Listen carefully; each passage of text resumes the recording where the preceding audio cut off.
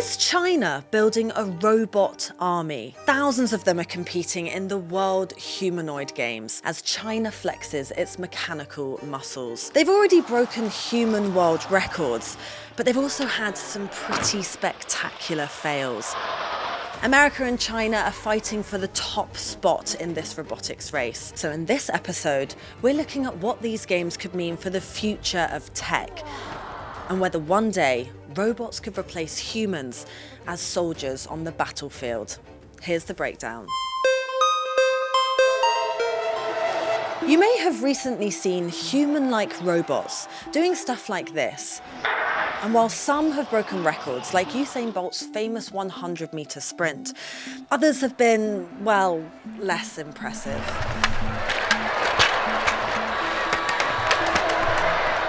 For the second year in a row, China's hosting the Humanoid Robot Games.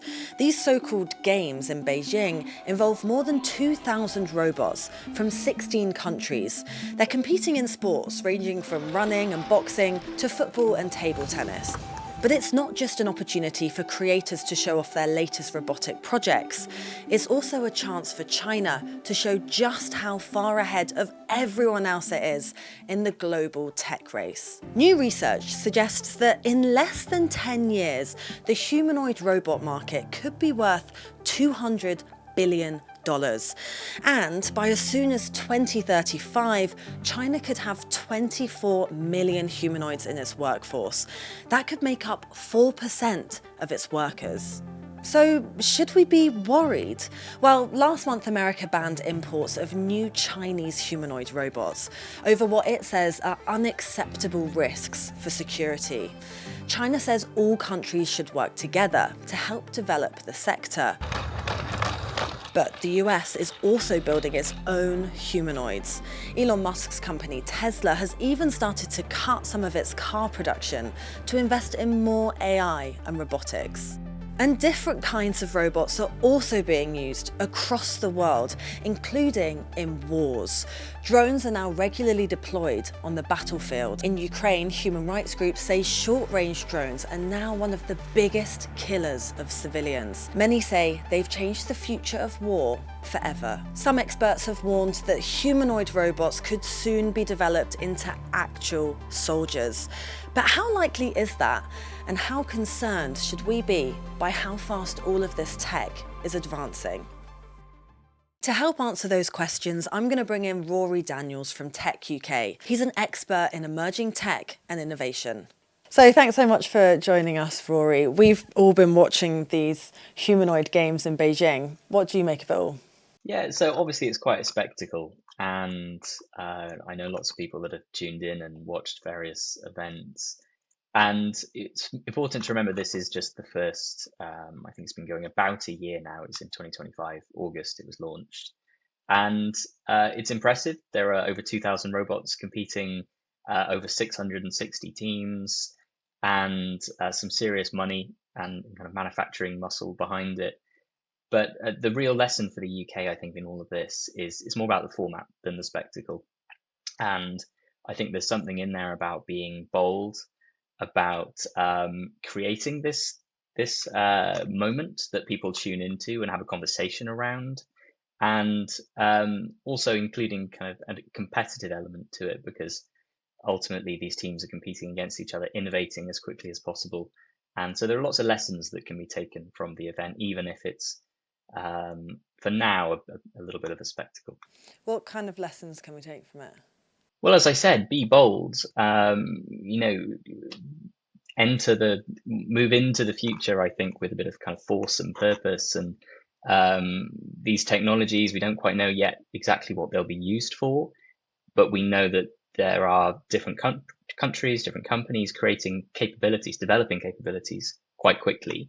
And so the question for the UK is, do we want to be part of that race or competition or club? And if so, what does that look like? And I think that's where sparking some sort of national conversation about our place in the world and how technology can help us is really important. And I've definitely seen that through these games. And to what extent is the UK actually involved, and places like the US compared to China at least? Yeah, so the US and China in robotics focus on what we call general purpose robots. So those humanoids you saw at the games, their aim really, largely speaking, is to build a robot that can do many things. In the UK, we're a bit different, and we're actually really strong at what you could call specific purpose, specialized robots, so that do maybe one cleans the wind turbine blades, or another inspects a nuclear site. Or so really the opportunity for the UK is doubling down on those more niche or specialist applications of robotics, and leaving the China and the US to do, quite frankly, what it costs a lot of money to do that we just can't compete with. Do you mean making these humanoids specifically? Well, the China and the US both make lots of different types of humanoids. The UK makes some, and we have a few notable examples of companies. We're very good at making parts of humanoids, so maybe the brain, and that's a software thing, or particular sensors, or robot hands. So it's not just a case of let's leave other countries to make them. The UK can play its own role in certain parts of the technology stack. Do they use AI? They do, yes. Robots increasingly use AI. Think of it as the brain of the robot. So when it has to make a decision, it's using a large language model to essentially think through options autonomously without human involvement. But the games in Beijing, the humanoid games, are a good example of where actually lots of those robots were tele-operated. So they were controlled by humans, because still today, other than the tasks that involve walking or running in a straight line, so hurdles, for example, human involvement was still needed to make the robots do what they do. Is that a bit scary if they use AI? There are lots of technologies that use AI to improve their ability to make decisions, or act with less human control.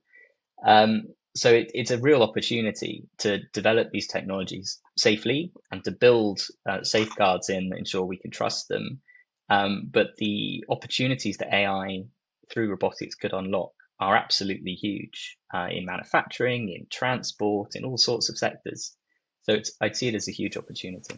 And do you think that's why these games are actually taking place and China has such an interest in them for things like transport? And you touched on some other reasons that these robots could be being developed at such a pace. But why else do you think they're being created, and why do you think China has such an interest in them? It's very interesting. If you look at Japan, is a really good example of a country that decades ago decided that it's got huge social challenges, as many countries, including our own, do. And robotics, they thought, were a key part of the answer. And South Korea is the same. And so, if you look at countries with an aging population, like ours, like Japan's, you see lots of companies springing up that want to tackle the challenges in social care, for instance, through developing, selling robots. So China's no different. It sees that it's got really big social or economic challenges across the country. And its solution is, or one of the solutions is, let's innovate and let's build the technologies that can help us fix them. If you had to choose a side, who do you reckon is winning this race? So I'd say, from a country perspective, all sorts of countries are winning different parts of this race. I wouldn't categorize it as, or characterize it as, one race. I'd say it's a number of races run in parallel, and the UK is in the race, and in some respects it's winning. So as I said, it's not general purpose, but more specific applications of robotics. The UK is definitely leading the pack. On manufacturing at scale, you'd have to look to China. To On the amount of private capital or money that's flowing into the sector, you'd have to look to the US. So really, the opportunity for the UK is to pick other countries that offer complementary capabilities, partner with them, and then capture value in that process. Build those, the next world leading companies that will that will win in their respective fields. And we've already got lots of examples of really promising and world leading companies in the robotics space. So we need to double down on that. And how would we do that? Is it all about money? Not at all. Money's part of it. But as I said, we can't outcompete the US or China on money, so we need to be more strategic. And that's why techUK, our main policy ask in the robotics space, is calling for a robotics action plan. So essentially, a set of measures that the government can work with industry, with tech companies to introduce over the next year or two that will tangibly improve our infrastructure, our skills, our access to finance, um, etc., so that we are in a position where we can lead in a few years' time. Because lots of other countries have national strategies, and I don't think we can wait around to develop a strategy over a number of years. That's why we need a tangible action plan as soon as possible. And going back to the humanoids, you have touched on it before, but what exactly can they do? How advanced are they? So if you go to a lot of robotics conferences, as I do, then you'll often, as soon as you walk into the room, you'll see a humanoid robot, typically built in China by a Chinese company, and it's breakdancing, it's playing loud music, it's pretty, flashy and garish. And what they're doing there is demonstrating that on locomotion, on the ability for the robot to move, move its joints and that sort of thing, these are pretty sophisticated machines nowadays, much more so than just a few years ago. So there's been real innovation in locomotion. But in the harder challenges, like dexterity, the ability for the robot to pick something up with its hand and put it somewhere else, or tighten a screw, or anything you think would actually be useful in a real life scenario in a factory, for instance, we're still quite far off. And so it's those tricky challenges that will unlock the value of these robots. Unless we need them to run in a straight line and run faster than Usain Bolt, then we need something more kind of tangible, and we're still quite far off that point. Even so, I'm sure lots of people watching this will be a bit freaked out. What does international law say about this? What kind of measures and protections are in place, if any? Yeah, so the answer is that there is not an awful lot of international law talking about this sort of thing. And perhaps more importantly for now, there's not a lot of national law talking about these sorts of things. So in a lot of countries, the regulations aren't in place to ensure that government is thinking about where these technologies are going, that it's keeping up with the pace of industry as they develop these technologies, and that crucially what we need is regulation to be ahead of the game. And so we can bake in these security standards and trust essentially in the development of these technologies. So I would start with the national picture and then look elsewhere. But the answer is that the United Nations in particular is, there's a little bit that's kind of been agreed in a non-binding sense, but nothing beyond that yet for humanoid robots or autonomous robots. And what do you expect for the future of these games? What will they look like in years to come? So I imagine more teams, more robots. I imagine more countries competing. So in the current games, 96% of entrants were Chinese. And I expect if China sticks with these games, that they will broaden their appeal globally. And I'd love to see entries from the UK and to kind of showcase our capabilities on the world stage. But I think, as I said at the start, ultimately the games are a spectacle and for a reason, and they're there to demonstrate the capabilities of a country and its companies.